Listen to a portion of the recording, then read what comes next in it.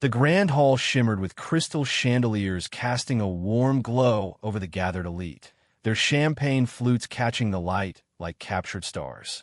Marcus Sterling stood at the center of it all, the perfect host celebrating his engagement to a woman whose pedigree matched his portfolio. Yet his eyes kept drifting to the periphery, to the quiet figure in a maid's uniform meticulously polishing a silver platter. There was a slope to her shoulders, a way she tilted her head that sent a jolt of dissonance through him. Their eyes met across the crowded room, a fleeting, electric connection that froze them both. In that suspended second, the bandleader tapped his stand.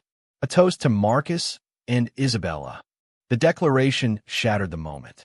As applause erupted, Marcus saw it. The maid's visible flinch, a hand flying to her chest, as if struck. Then she was gone, vanishing into the shadows of the mansion she was paid to clean.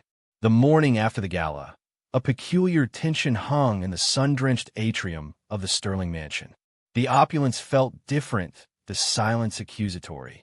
For Marcus, the meticulously arranged perfection of his life now seemed like a fragile stage set.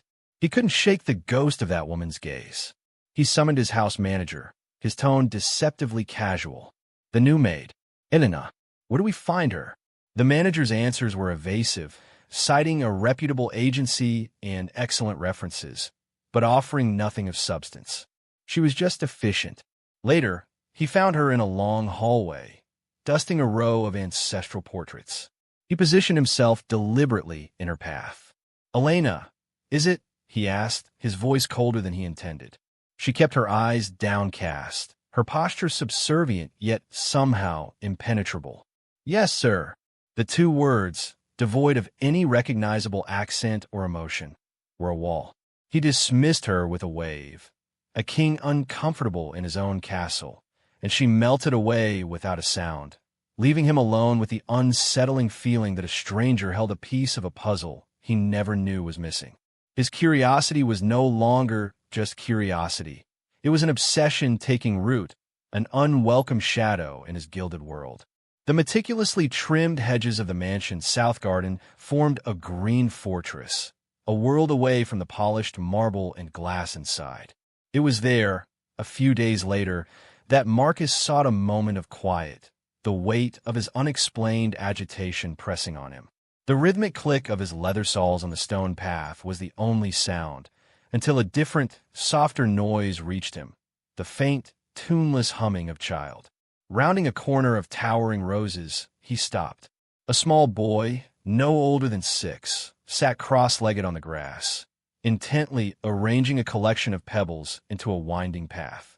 He had dark, unruly hair that fell across his forehead in a way that was instantly, painfully familiar. But it was the profile, the specific curve of his nose, and the set of his jaw that made Marcus's breath catch in his throat.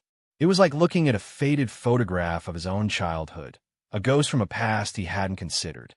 Before he could process the sight, a red rubber ball bounced from the boy's hands, rolling directly into Marcus's path.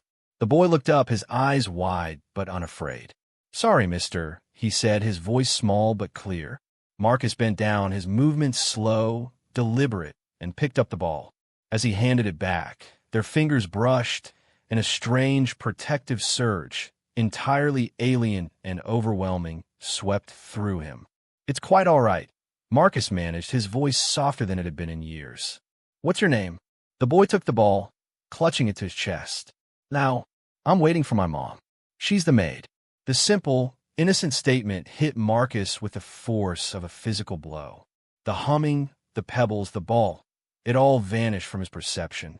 The only thing that remained was the boy's face, a living, breathing mirror of his own, and the terrifying, earth-shattering implication of his words. The world he had so carefully constructed tilted on its axis, and suspicion ignited into a roaring, undeniable flame. Back in the sterile silence of his study, the ghost of the boy's face was seared onto the back of Marcus's eyelids. The paternal tug he'd felt in the garden had hardened into a cold, sharp dread. This was no longer a matter of unsettling familiarity. It was a question that demanded an answer, a truth that needed to be extracted with surgical precision. He pressed the intercom on his desk. The button clicked unnaturally loud in the quiet room. His personal assistant appeared moments later, a picture of efficient detachment. Marcus didn't look up from the blank monitor on his desk. The new maid, Elena. I want to know everything. Where she came from, what she did before this, who she is. His voice was flat, the command absolute. Discreetly. The file arrived via encrypted email 2 days later. It was thinner than he expected, a digital dossier of deliberate obscurity. Elena is a recent address in a modest suburb, a string of short-term service jobs, a diner, a laundromat, a hotel. The timeline was a black hole. The 7 years since his divorce from Isabella, the 7 years since the woman who was now his maid had vanished from the face of the earth, were accounted for with vague entries that felt like placeholders. There was no history before that gap, no family, no footprints.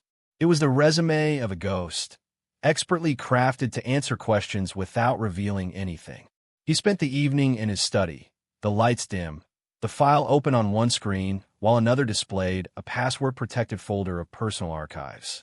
He navigated to the photos from his first marriage, a period of his life he had meticulously archived and emotionally buried. He found the pictures from a vacation in Tuscany, images of a younger, softer version of the woman he now knew as Elena. He zoomed in on her face, studying the curve of her smile, the light in her eyes. Then, he pulled up a photo he'd taken of Leo on his phone, the boy caught mid-laugh in the garden. He placed the images side by side. It wasn't just one feature. It was the combination. The same deep-set, expressive eyes. The identical dimple that appeared on the left cheek when they smiled. The exact same widow's peak hairline. Feature by feature, the impossible truth assembled itself before him. Logic screamed that it was a coincidence, a trick of the light, a paranoid fantasy. But the evidence staring back at him from the twin screens was a biological fact, a silent accusation. The boy in the garden was his mirror image. The woman cleaning his floors was the wife he had lost. The certainty was a physical weight in his chest, heavy and suffocating. The investigation was over. He had his answer, even without a lab test. The sparse file, the fabricated past, the uncanny resemblance. They formed a narrative more compelling than any official document. The quiet, evasive maid held the key to 7 years of his life, 7 years of son's life he had never known. The time for subtle inquiries and distant observation was over. A direct, brutal confrontation was now the only path forward. The need to hear the truth from her, to shatter her careful silence and force the secret into the open, became an all-consuming fire. He would corner the sparrow and demand her song. The summons came via the house manager, a crisp instruction for Elena to report to the main study. The walk from the servant's wing to the heart of the mansion felt like a march to a gallows. Each step on the polished marble echoed the frantic beat of her heart. She pushed the heavy oak door open to find Marcus standing before the floor-to-ceiling window, his back to her, silhouetted against the sprawling cityscape. The room was a temple to his power, all dark wood and cold, valuable objects. He didn't turn immediately, letting the silence stretch, letting her feel the immense, intimidating space. When he finally spoke, his voice was low and devoid of the casual cruelty from their hallway encounter. It was worse. It was clinical, the tone of a man stating an irrefutable fact. The boy in the garden. Lao. He turned then, his gaze pinning her where she stood just inside the doorway. Who is his father? The question, so direct and brutal, was a blade aimed at the core of her existence. Elena's practiced shield of silence slammed into place. She kept her eyes fixed on a point just past his shoulder, on a painting of a stormy sea. That is my private business, Mr. Sterling. Her voice was a thread, but it held. A flicker of impatience crossed his face. Don't, he warned, the single word heavy with threat. He took a step closer, reducing the distance between them, making the room feel smaller, the air thinner. I have had you investigated. Your past is a fiction. The timeline aligns perfectly. He paused, letting the implication hang in the air like a guillotine blade. I will ask you once more. Who is the boy's father? Her defiance wavered. The shield cracked under the pressure of his certainty, under the sheer force of his presence. She could feel the walls of her carefully constructed life beginning to tremble. I have nothing to say, she whispered, but the words lacked conviction. Then I will have no choice, he said, his voice dropping to a near whisper that was more terrifying than any shout. I will file for custody. I will have my lawyers prove what I already know. I will take him from you. The threat was a physical blow. The image of Leo, her Leo, being taken away, being absorbed into this cold, gilded world, shattered her completely. The facade she had maintained for 7 long years crumbled into dust. Her shoulders slumped, the fight draining out of her. A single tear escaped, tracing a path down her cheek. She looked at him then, truly looked at him, and her eyes were pools of raw, unvarnished fear. Please, she breathed, the word a desperate, broken plea. Just leave us alone. It was not a denial. It was a surrender. It was an admission of everything. The plea hung in the air between them, a fragile thing. But Marcus Sterling was no longer a man swayed by emotion. Her whispered surrender had only confirmed his power, hardening his resolve into something cold and unyielding. The vulnerability she had shown was a weakness to be exploited, not a bridge to be crossed. He walked to his desk, the movement precise and deliberate, and opened a drawer. He placed a small, sterile box on the polished surface between them. It was a DNA testing kit, its clinical white packaging a stark contrast to the rich mahogany. Your request is denied, he stated, his voice devoid of the fury she might have expected. It was calm, almost bored, which was infinitely more frightening. Leaving you alone is no longer an option. The truth is, this, he said, tapping the box with a single finger, is non-negotiable. Elena stared at the kit as if it were a venomous snake. The color drained from her face, her earlier tears forgotten in a surge of pure, primal horror. This was the instrument that would tear her secret wide open, that would reduce 7 years of sacrifice and survival to a line of data on a report. No, she breathed, shaking her head, taking an involuntary step back. I won't do it. You can't make me. I can and I will. He didn't raise his voice. He simply laid out the new reality, a chess master moving his final piece. You have a choice, Elena. A simple one. You submit to this test, voluntarily, here and now, or I call my lawyers. You will be terminated for falsifying your employment history and trespassing on private property under false pretenses. And I will immediately file for paternity and full custody of the boy. The courts tend to favor the parent who can provide a stable, secure future. I will take him, and you will never see him again. He let the absolute certainty of his threats sink in, watching her defenses shatter one by one. The choice is yours. The test or the lawsuit. The weight of his ultimatum was a physical pressure, crushing the air from her lungs. She looked from his implacable face to the tiny box that held the power to destroy the life she had built for Leo.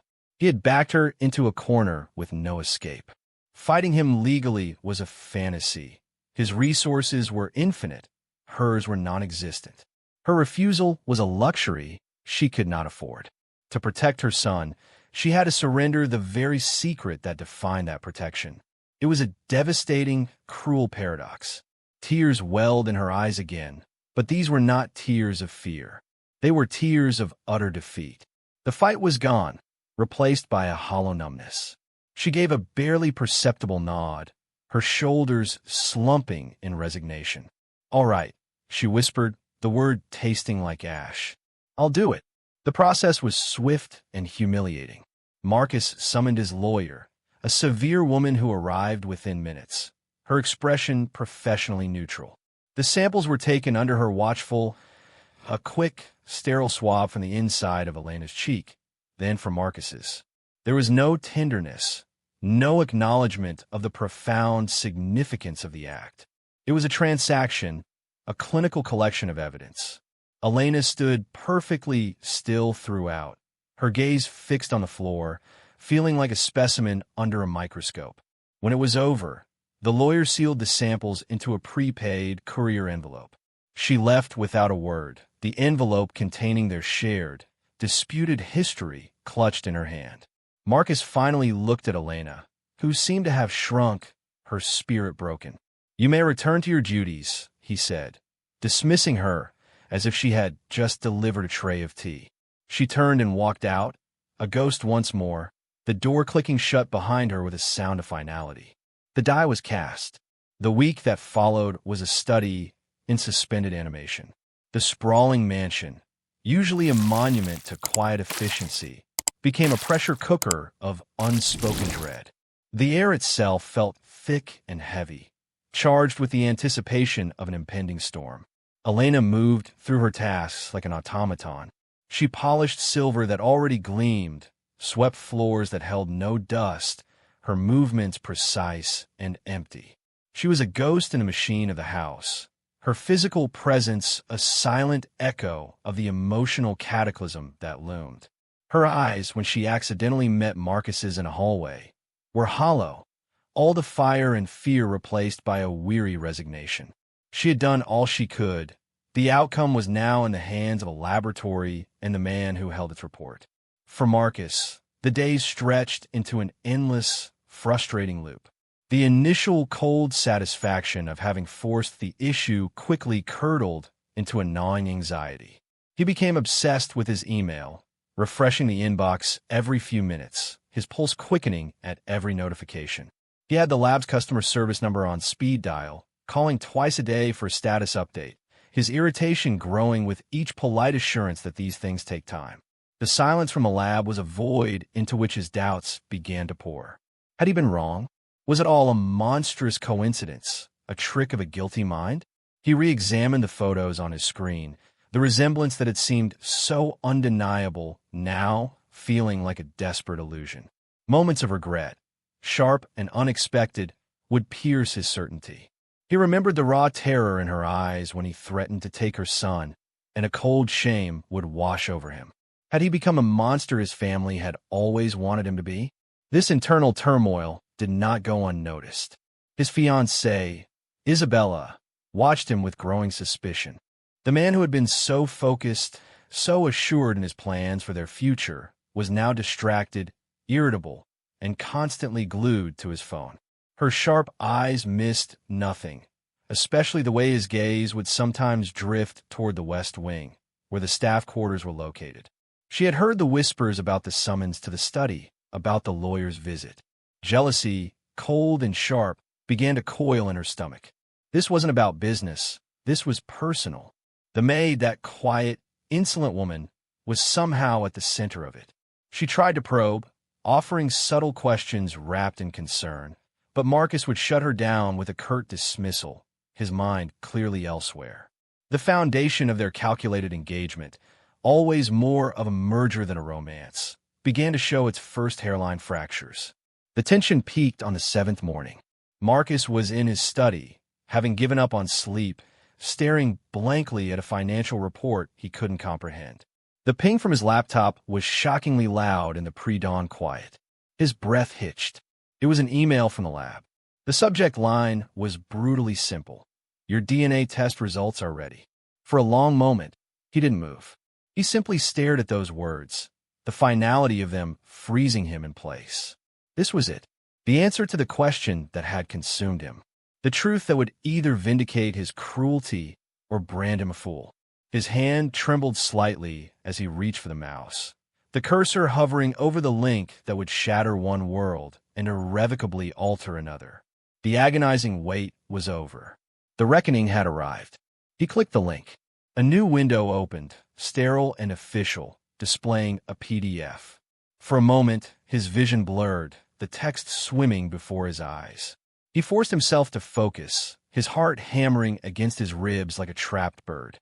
He scanned past the disclaimers, the laboratory information, his own name, and the sample ID numbers, his gaze frantically searching for the only thing that mattered. And then he found it. The summary conclusion, printed in bold, unemotional type, probability of paternity, 99.97%. The number didn't register at first. It was just data, a statistic. He read it again. 99.97%. And then a third time. The clinical certainty of it, the sheer mathematical finality, detonated inside him. A sound escaped his lips, a choked, guttural noise that was part gasp, part sob. He physically staggered back from the desk, his legs buckling, and he had to grip the edge of the heavy wood to keep from falling. The air vanished from the room. He couldn't breathe. 99.97%. Not a possibility. Not a strong likelihood. A fact. A biological, legal, unassailable fact. His eyes darted back to the screen, racing over the report again, consuming the cold, hard evidence. The shared genetic markers, the allele matches, the scientific jargon that all pointed to one undeniable truth. Leo was his son. The boy in the garden, with his unruly hair and his widow's peak, was his flesh and blood. The son he had never known, the son he had threatened to take from his mother. The reality of it crashed over him in a devastating wave, so powerful it was almost physical. He saw Elena's face in his mind, not the defiant maid or the cornered sparrow, but the woman he had loved. He saw the terror in her eyes when he'd brandished the custody threat, a threat he now realized was a weapon aimed at his own child. He had accused her, interrogated her, and cornered her, all while the truth was staring back at him from child's face. The cold, calculated businessman who had orchestrated the DNA test was gone. In his place was a man hollowed out by a sudden, crushing flood of regret. It wasn't just regret for his recent cruelty. It was a profound, soul-deep realization of a loss so vast he could barely comprehend it.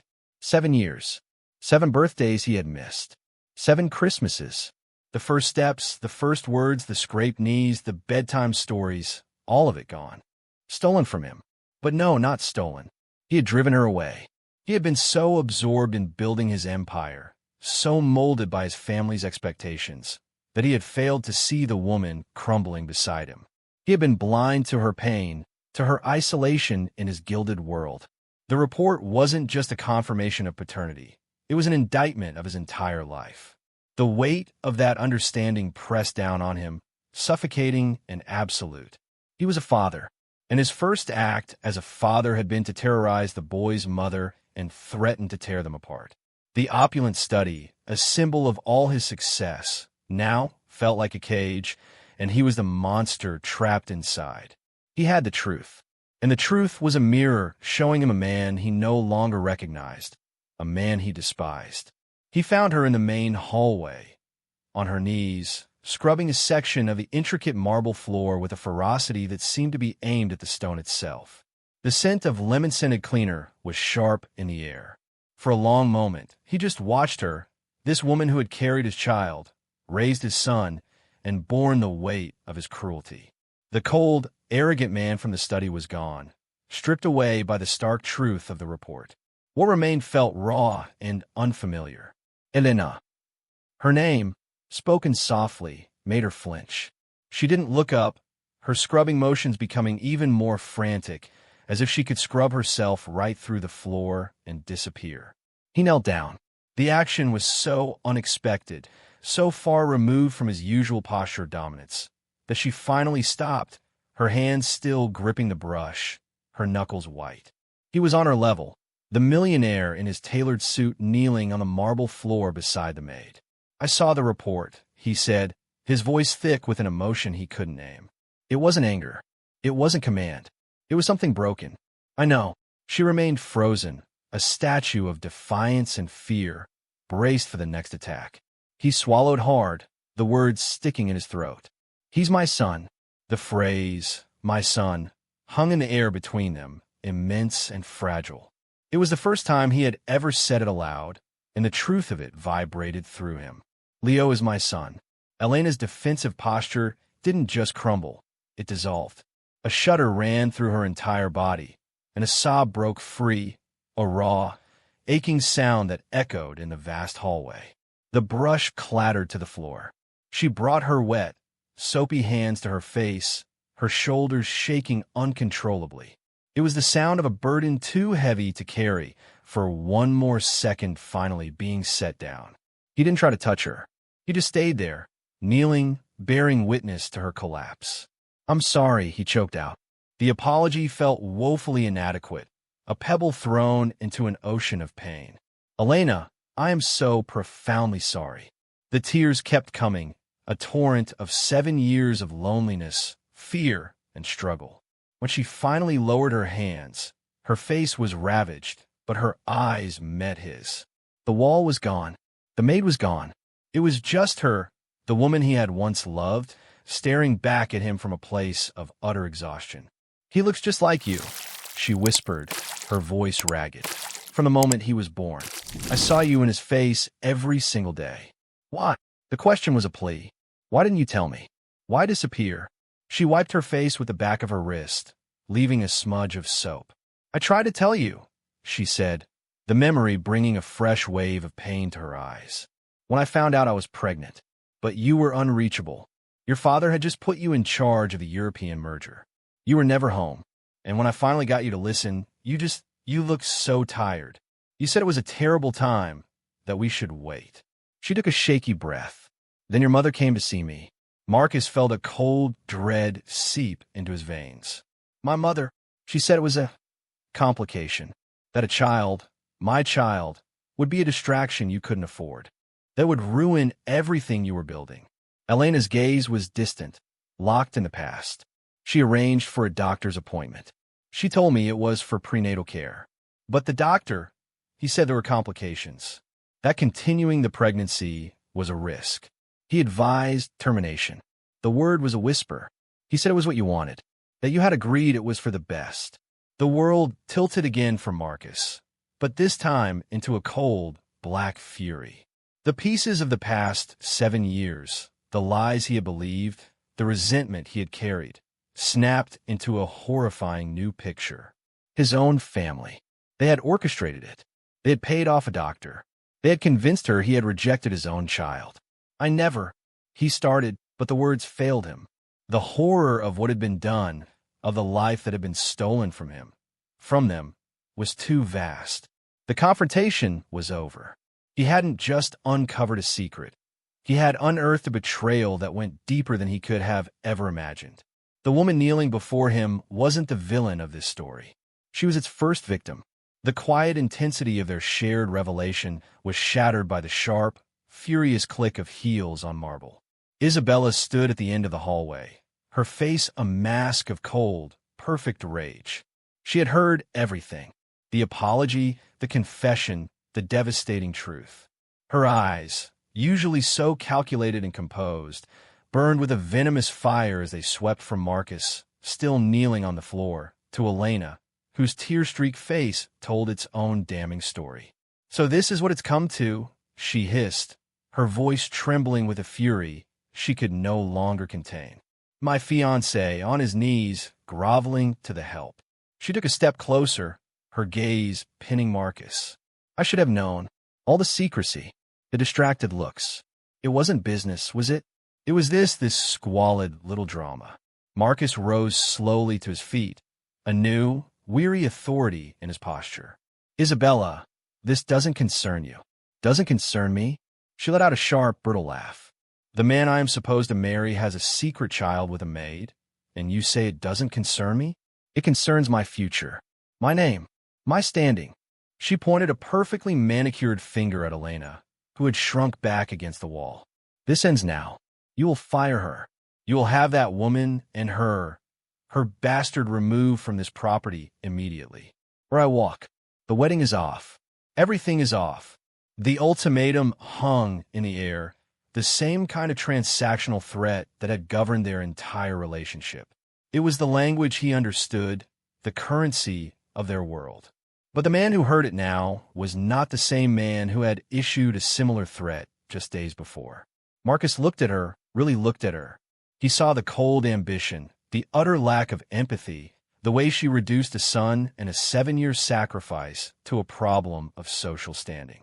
And he felt nothing but a profound, clarifying calm. "Then I suppose everything is off," he said, his voice quiet but absolute. Isabella's face went slack with shock. She had expected a negotiation, a capitulation. She had never considered he would choose them over her, over everything they had built. You're throwing away our future for that. She spat, the disbelief warring with her fury. I'm not throwing anything away, Marcus replied, his gaze shifting from her to Elena, then back. I'm choosing my son. There is no future for us, Isabella. The engagement is over. The finality in his tone was unmistakable. The color drained from her face, replaced by a pale, furious resolve. She straightened her spine, a queen dethroned. You'll regret this, she whispered, the words a promise of future vengeance. You'll be a pariah. Your family will disown you. You'll have nothing. I'll have my son, he said simply. With a sound of pure disgust, she turned on her heel. Her departure was not a flounce. It was a strategic retreat, every step measured and furious. The grand front door of the mansion opened, and then slammed shut with a sound that echoed through the house like a gunshot. The silence that followed was heavy, but for the first time, it was not filled with dread. It was filled with a strange, unexpected peace. The weight of a life chosen for him was gone. In its place was the terrifying, liberating burden of a choice he had made for himself. He had chosen blood over blue blood, and the world had not ended. It had simply, irrevocably changed. The silence after Isabella's departure was a living thing, thick with the residue of shattered expectations. Marcus stood in the grand hallway, the ghost of slammed door still vibrating in the air. His gaze drifted from the empty space where his fiancée had been to the woman still huddled against the wall. Elena's tears had dried, leaving behind a fragile stillness. The dynamic between them had fractured. He was no longer her employer, and she was no longer just a maid. They were linked by a child, bound by a truth that had demolished the walls of his world. The challenge now was not confrontation, but construction. He had to build a bridge across 7 years of silence. He found Leo later that afternoon in the garden, exactly where he had first seen him, arranging a new, more elaborate pattern of pebbles. Marcus's approach was hesitant, his usual commanding presence replaced by an awkward uncertainty. He cleared his throat. Now, the boy looked up, his expression guarded but curious. Miste. Those are very straight lines, Marcus said, gesturing to the pebble path. It was a pathetic attempt, and he knew it. Leo shrugged. It's a road. For my cars. He held up a small, battered toy truck. An idea, fragile and tentative, sparked. You know, Marcus began, kneeling down, ignoring the dirt on his trousers. There are real cars. In the garage. Big ones. Leo's eyes widened slightly. The shiny ones? Yes, the shiny ones. And there are also horses. In the stables. He gestured toward the distant outbuildings. Would you like to see them? The boy's guarded look softened, replaced by pure, unadulterated interest. He glanced toward the kitchen door, where Elena stood watching, her arms crossed tightly over her chest. Her expression was a complex map of fear, hope, and fierce protectiveness. She gave a tiny, almost imperceptible nod. Okay, Leo said, scrambling to his feet. The walk to the stables was conducted in a silence that was more curious than tense. Marcus pointed out different trees, his explanations clumsy. Leo listened, his small hand occasionally brushing against Marcus's. Each tiny contact sent a jolt through Marcus, a visceral reminder of the connection he was only beginning to understand. In the stables, the smell of hay and leather filled the air. Leo was mesmerized by the large, gentle animals, his earlier shyness evaporating. He reached a small hand out to pat a mare's nose, his face alight with wonder. Marcus watched him, and for the first time, the crushing weight of regret was joined by something else, a profound, overwhelming sense of belonging. Later, as dusk began to paint the sky, Marcus walked them back toward the main house. He stopped at the foot of the grand staircase, looking up toward the guest wing. He turned to Elena, whose watchful gaze had never left her son. The rooms upstairs, he started, his voice soft. They're just sitting empty. He looked down at Leo, who was staring up at the crystal chandelier with awe. Leo, Marcus said, his heart pounding in his chest. Would you like to see your new room? The question hung in the air, simple yet monumental. It wasn't an order or a demand. It was an invitation, an offer of a place not just in a house, but in a life. Leo looked at his mother, his small face a question mark. Elena met Marcus's gaze, and for a fleeting second, the fear in her eyes was replaced by a flicker of the trust that had once existed between them. It was a beginning, the first fragile stone laid on a bridge they would all have to learn to cross. The guest room, with its pale blue walls and a bed too large for a small boy, felt like a stage for a play none of them knew how to perform. After Leo finally fell asleep, exhausted by the day's emotions, the silence in the adjoining sitting room became a heavy blanket. Elena stood by the window, looking out at the darkened gardens, her arms wrapped tightly around herself. Marcus stood near the doorway, giving her space, the chasm of their lost years stretching between them. "You asked me why," she said, her voice quiet but clear in the stillness. She didn't turn from the window. "That day in the study, you asked why I left. The DNA test told you who, but it didn't tell you why." Marcus remained silent, a statue in the dim light, knowing any interruption could shatter this fragile moment of truth. "It wasn't just your mother," she continued, her gaze fixed on some point in the past. "It was the whole world you lived in. I was drowning in it, Marcus. The galas where no one spoke to me, the whispered comments about the unsuitable wife from nowhere. You were always working, building your empire, and I was just decoration. A piece that didn't fit." She finally turned to face him, her eyes glistening with unshed tears. "And then I was pregnant. I was so scared, but I was also happy. I thought a baby would change things, make us a real family." She took a shaky breath, the memory painful. "When I told you, you were distracted. You said it was a complicated time. You asked me to be patient, and I tried. But then your mother came. She was so calm, so reasonable. She said a baby would be a distraction you couldn't afford. She said it would ruin the merger, your future, everything." Elena's voice dropped to a whisper. "She took me to a Dr. Evans. He was very kind. He did an ultrasound. Then he sat me down and said there were anomalies, that carrying the pregnancy to term posed a significant risk to my health. He strongly advised determination. The word was a blade. He told me you knew. He said you agreed it was the best course of action for everyone." Marcus felt the blood drain from his face. The lie was so clean, so surgical.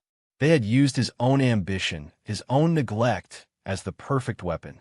"I believed him," Elena said, a fresh tear escaping. "Why wouldn't I? You were never there. You were always too busy. It fit the story of my life with you." Her voice hardened with the old pain. "So I agreed. I signed the papers. I went to the clinic. But when I was in the waiting room, I felt him kick. For the first time. It was so strong. And I just knew I couldn't do it. I got up and I ran. I ran and I never looked back." She looked at him then, her expression raw with the memory of that terror.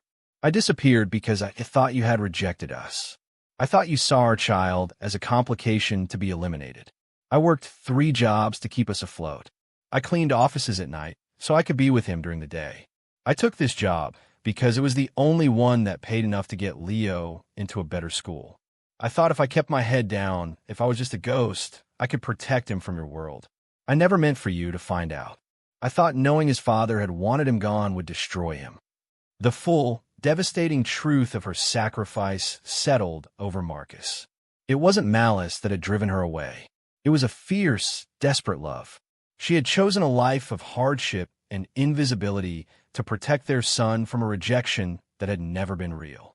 The 7 years of silence weren't a punishment he had endured. They were a sentence she had served to keep their child safe. The unraveling was complete. The past was no longer a mystery. It was a tragedy, and he had been an unwitting player in its first act. The truth Elena revealed was a poison in his veins, a corrosive acid eating away at the foundations of his entire life. The cold, clinical fury that replaced his earlier regret was a new, terrifying force. He left Elena in the quiet of the guest wing, the image of her terrified flight from the clinic seared into his mind. He didn't call for his car. He drove himself, his knuckles white on the steering wheel, cutting through the city toward the penthouse that symbolized the very power that had orchestrated his ruin. He didn't bother with the intercom. His key card still worked, a relic of a membership he was about to revoke. The elevator ride to the top floor was a silent ascent into a past he was about to shatter. He found them in the sunroom, his mother arranging fresh-cut orchids, his father reading the Financial Times. The scene was one of impeccable, sterile calm. "Marcus," his father said, not looking up from his paper. "To what do we owe the—" "You paid him off," Marcus interrupted, his voice a low, dangerous tremor. He stood in the doorway, blocking their exit. "Dr. Evans, you paid him to tell her I wanted my child dead." The newspaper lowered a fraction of an inch. His mother's hands stilled on the flower stem. The silence was absolute. His mother recovered first, her composure a well-practiced mask. "We protected you, Marcus. That girl, that situation, it was a distraction for your destiny. We safeguarded the bloodline, the future of this family." The casual admission, the utter lack of remorse, ignited the fuse. "You safeguarded?" He laughed, a sharp, hollow sound. "You lied. You manipulated my wife into believing I was a monster. You stole 7 years of my son's life from me. You committed medical fraud." "Your son?" His father scoffed, finally setting the paper down. "The child of a maid? That is not an heir. That is a liability. A scandal. He is my son," Marcus stated, each word a hammer blow. "And you will never lay eyes on him. You will never speak his name. You are dead to me, and I am dead to you." He took a step forward, his gaze locking with his father's. "Every share, every board position, every cent of the trust, consider it severed. The bloodline you were so concerned with protecting ends with you." The mask of calm finally cracked. His father stood, his face mottled with rage. "You would throw away your inheritance for some cleaning woman's bastard?" "I am claiming my inheritance," Marcus replied, his voice dropping to a deadly calm. "His name is Leo." He turned his back on their stunned, furious silence, a gesture of final dismissal more powerful than any shout. He walked out of the penthouse, out of their lives, and into the elevator. The doors closed on the gilded cage of his past. He was stripped of his family, his financial backing, the very identity he had been groomed for. He was no longer Marcus Sterling, heir. He was just a man, a father. Returning to the mansion, he felt the terrifying, exhilarating weight of a life he would now have to build for himself. The confrontation with his family had left Marcus feeling strangely weightless, as if he had shed a suit of armor he hadn't realized he was wearing. The mansion, once a monument to a legacy he had now rejected, felt different. The silence was no longer oppressive. It was a blank canvas. He found Elena in the kitchen, mechanically wiping down counters that were already spotless, a nervous habit he now understood. He stood in the doorway, watching her for a moment, this woman who had been the center of a storm not of her making. "It's over," he said, his voice softer than she had ever heard it. She paused, the cloth still in her hand, but didn't turn. "With my family. It's done." She finally looked at him, her eyes searching his face for the anger, the calculation. She found only a raw, exhausted honesty. "What does that mean?" she asked, her voice guarded. "It means this is my home, truly mine. And it means," he took a careful step into the room, bridging the distance between the employer's domain and the staff's. "I want you and Leo to stay. Not as staff, not as a transaction, but as family." The word hung in the air, immense and terrifying. Elena's defensive posture tightened. "I don't need your charity, Marcus."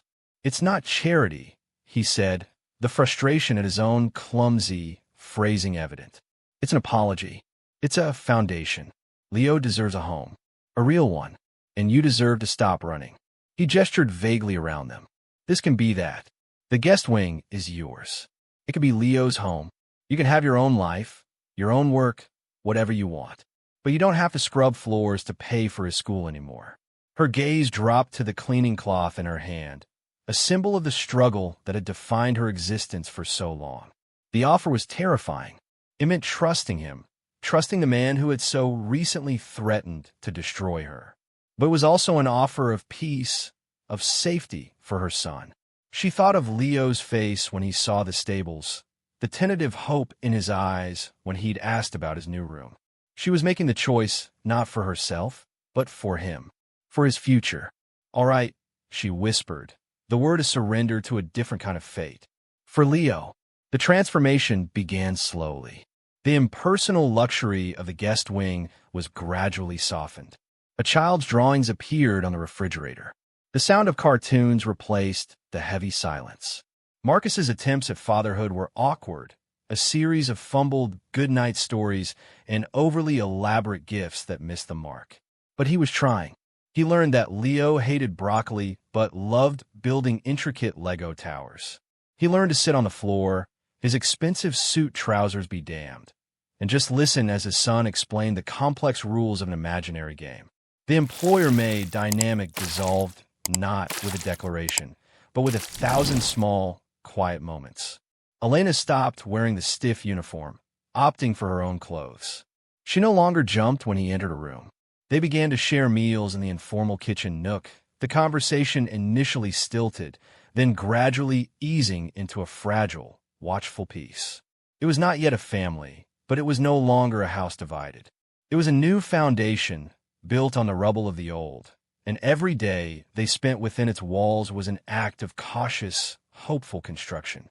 The peace of their fragile new existence was a bubble, and it was only a matter of time before the outside world pressed in. The first prick came in the form of a society column headline: Sterling Scandal, Heir Apparent Disowned, Shacks Up with Maid and Love Child. The article was a masterpiece of venomous insinuation, painting Elena as a cunning gold digger and Leo as a pawn in a tawdry drama. It was accompanied by a grainy, long-lens photo of the three of them walking in the garden, a moment of quiet connection now twisted into something sordid. Marcus read it with a cold, detached fury, then crumpled the paper and tossed it into the fireplace. The attack he expected, the collateral damage, was the true test. He didn't hide from it. Instead, he issued his own statement through his new, independent PR firm. It was brief, direct, and defiant. It acknowledged Leo Sterling as his son, expressed profound regret for the years lost, and requested privacy for his family. The word family was a deliberate, calculated bomb. It didn't justify or explain. It simply stated a new, unassailable truth. The city's elite reacted with predictable horror. Invitations dried up. Former colleagues offered stiff, awkward condolences that were really judgments. The scorn was a tangible force. But quietly, in hushed tones at other tables, a different reaction simmered. Among those who had also felt the cold, judging eye of that world, there was a flicker of secret admiration for the man who had publicly chosen his child over his inheritance. It was a scandal, but for some, it was also a rebellion. The first real battleground was Leo's new school. The elite academy was a breeding ground for the very society that had cast him out. On his first day, the whispers were a visible current running through the hallways.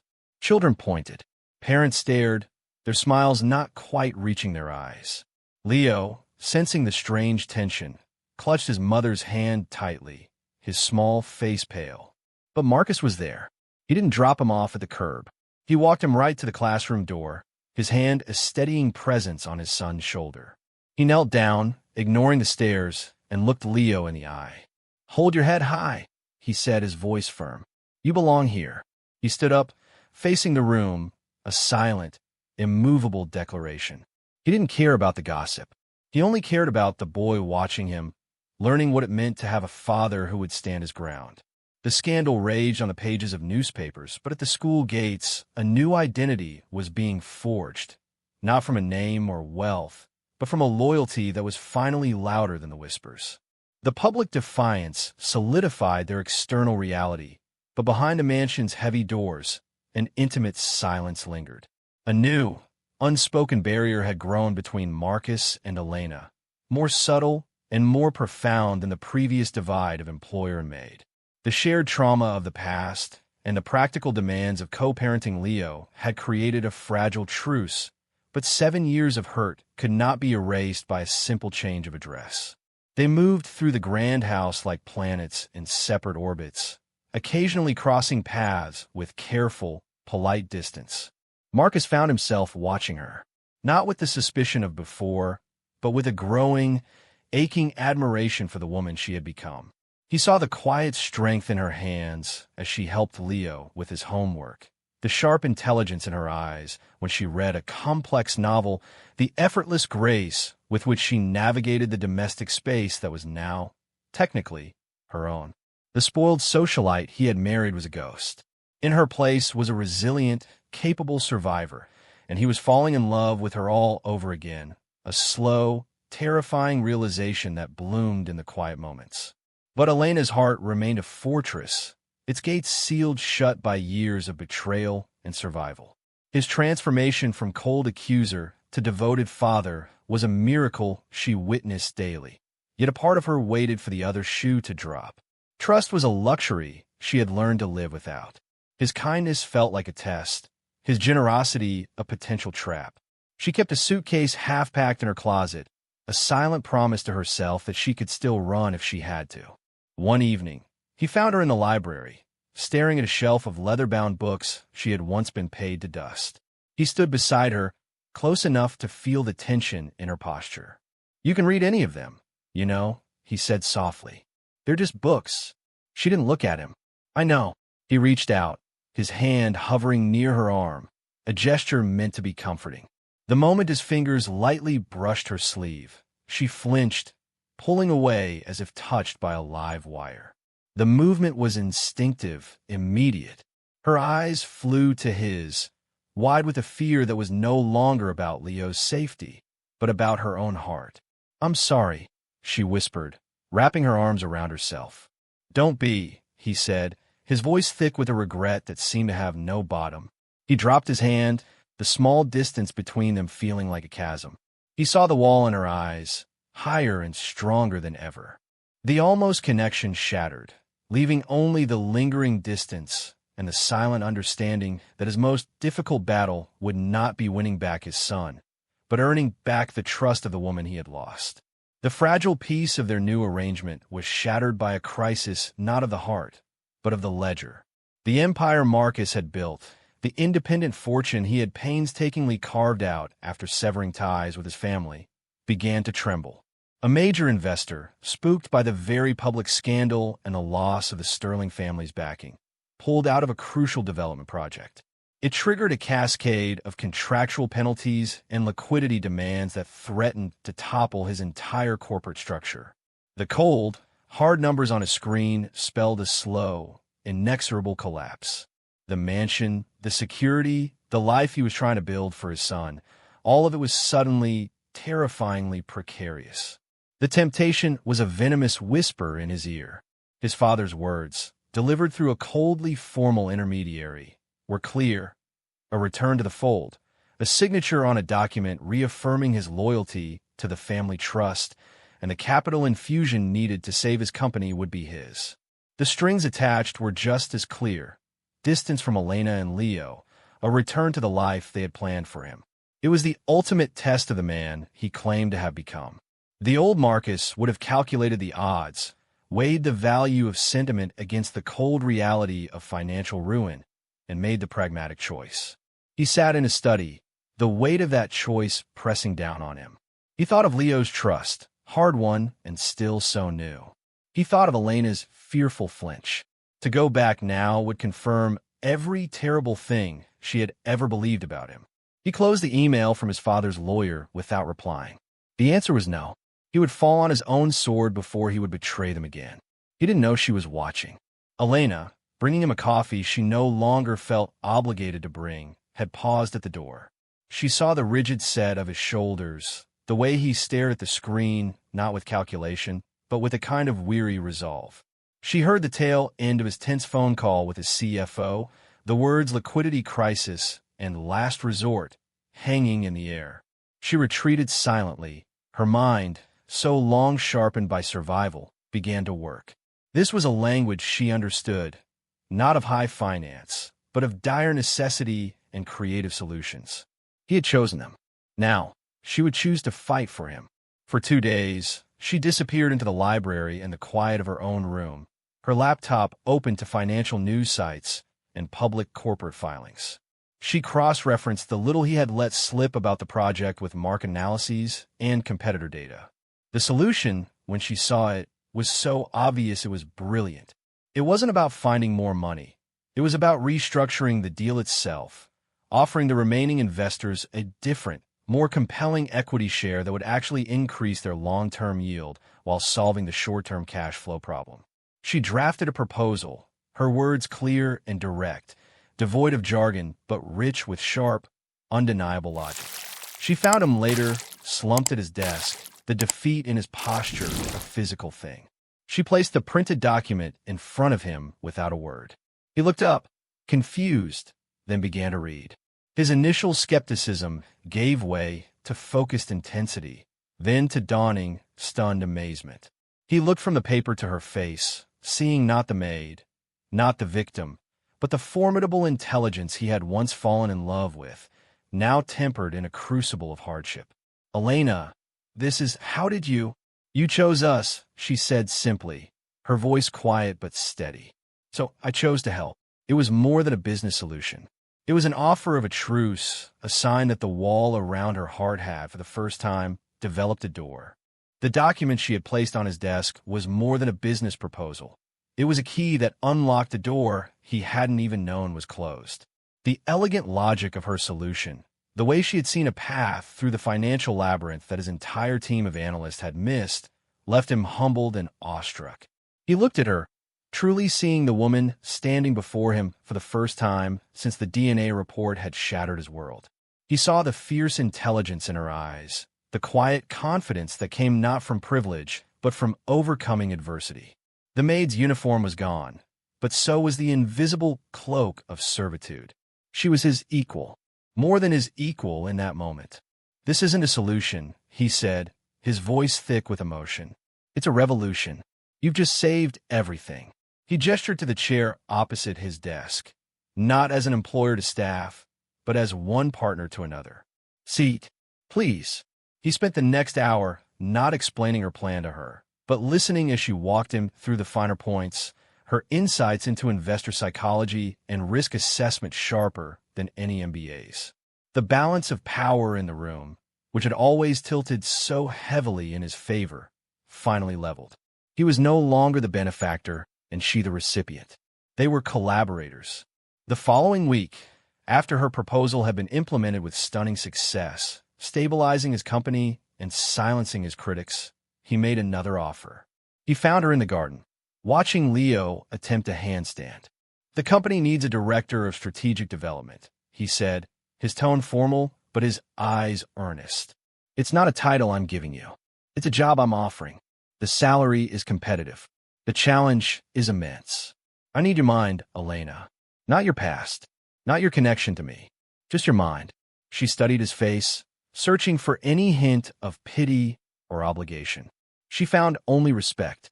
The offer was a bridge from gratitude to genuine partnership. It was a way to stand beside him, not behind him. Her acceptance was a slow, certain nod. All right, the dynamic shifted completely after that. Conversations over dinner turned from polite co-parenting updates to spirited debates about market trends and operational efficiencies. He'd find her notes scribbled in the margins of his reports, her questions pushing his thinking further. One evening, hunched over a complex contract in his study, they discovered a catastrophic loophole that his lawyers had missed. The frantic rewriting that followed was exhausting, but when they finally closed the final draft, a shared, triumphant laughter filled the room. It was a sound he hadn't heard in 7 years, an echo of the joy they had once found in each other's company. In the quiet that followed, the energy between them changed. The professional tension melted into a different, more intimate charge. He reached out, his movements slow and deliberate, giving her every opportunity to pull away. This time, she didn't. His hand covered hers where it rested on the desk, his thumb gently stroking her knuckles. The touch was tentative, a question. Her fingers trembled slightly beneath his, but she didn't withdraw. She turned her hand, allowing their palms to meet. It was the first deliberate, tender touch since their world had collapsed and begun its painful, miraculous reconstruction. It was not the desperate clutch of lost lovers, but the quiet, certain connection of two people who had finally found their way back to level ground. The quiet of the study was broken only by the soft sound of their breathing. His hand still covered hers, a bridge across the years. He looked at their joined hands, then into her eyes. "I'm sorry," he whispered, the words carrying the weight of every lost moment. "For all of it. Forever making you feel you had to face any of it alone." His promise was simple. "I want to build a life with you. A real one." Her answer was a slow, certain yes, her fingers finally curling around his. The house was now a home. Leo's laughter echoed where silence once ruled. A new family portrait sat on the mantel, a perfect unit of three. Marcus watched them from the doorway, Elena reading to their son on the sofa. The mansion was no longer a monument to a legacy, but a shelter for a future they had chosen together. The profound peace he felt had nothing to do with wealth and everything to do with the truth they had fought so hard to find. The heavy oak door swung shut behind them, the solid click of the lock a final, satisfying period on their story. Outside, the morning sun warmed the stone steps, illuminating the three of them, a man, a woman, and the boy who had brought them back from the brink. They walked toward the waiting car, not as a millionaire and his maid, but as a family, their steps in sync, their future an open road they would navigate together. The journey from a cold transaction in a gilded cage to this warm, chosen family was finally, completely over.